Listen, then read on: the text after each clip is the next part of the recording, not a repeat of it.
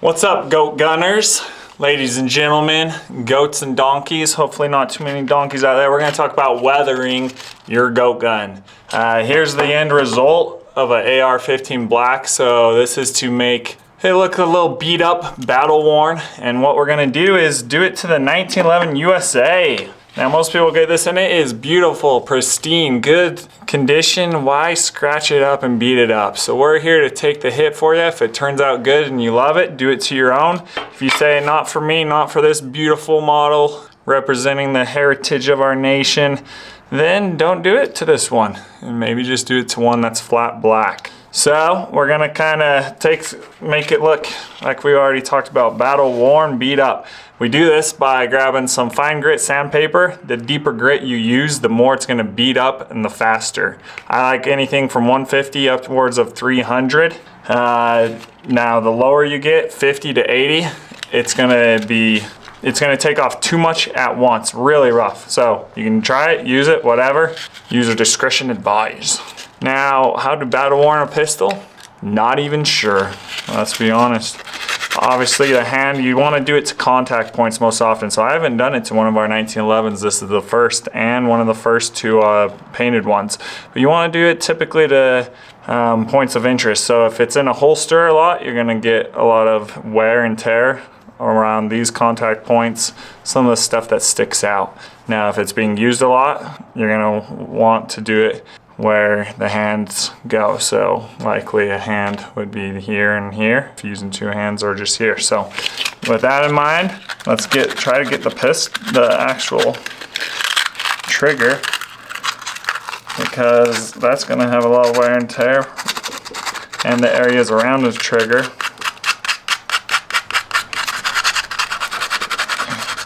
guard area.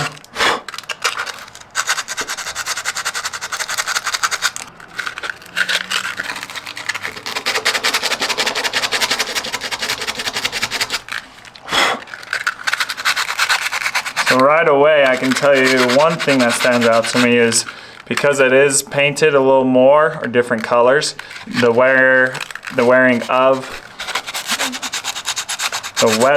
of the sandpaper isn't as noticeable right away. With the black, it instantly shines out, and that's okay. It just takes a little more rubbing. Okay, I'm gonna get right here, pretty thick too, because you know, a real pistol, you got 2 or 3 fingers wrapped around that. So that's gonna be pretty much, we're making this look like it was in the Avengers movie, right? Captain America had this. He's a hero. Of course it's gonna not be perfect pristine conditions because it's been used. It's been battle tested. Maybe the star's a little more faded. So I'm trying to fade just this really 1 or 2 points on the star. So that's what that looks. What do you think? Looking good? Waste of $50? What are you doing to that poor goat gun? Okay, now the slide. This is gonna look really good, I think, with this red paint. And get the slide right here in the middle the most, and then I'll get the edges. One thing about weathering is you can always do more, you can't do less. Now right here, you got your 2 fingers that always are gonna be pulling it back. So I think that would have a lot of wear and tear on it. So I'm gonna try to get those points of interest, make them shiny, shiny. Yeah, that's looking good.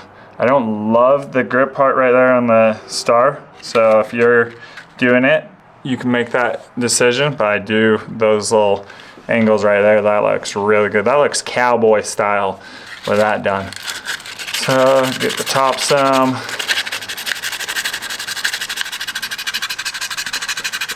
This is the cheapest, simplest customization you can do to your goat gun. Sand grit paper from any store is going to cost you about $2 to $3 is all. And it's going to last forever to do this kind of stuff. Occasionally as you're going, if you have a wet damp rag near you, or just keep blowing it off so you can see your progress. So I think it's all around looking good. I want to get these points of interest that stick and poke out a little better.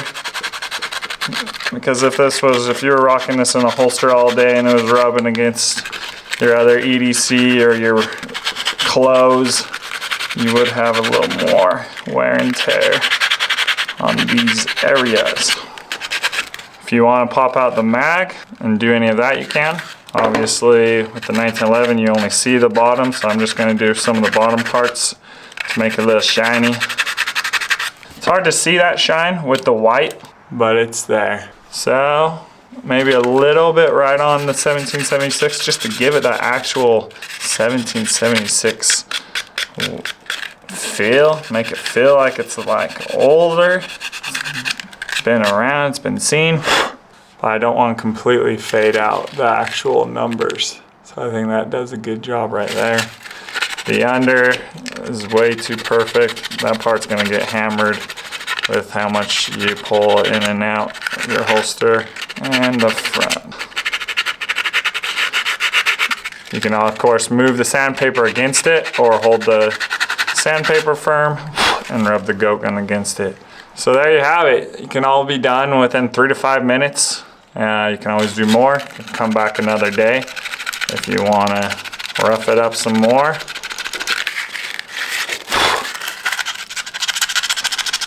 Back and forth is the best. Don't do circles or it's going to look real weird. If you want to do the stands, you can always do the stands too. They're die-cast metal. But overall, what do you think? That's doing a weathering effect with sandpaper to the 1911 USA compared to, for say, flat matte black. Enjoy customizations. Have a good day. Like, don't subscribe. Thank you. Bye.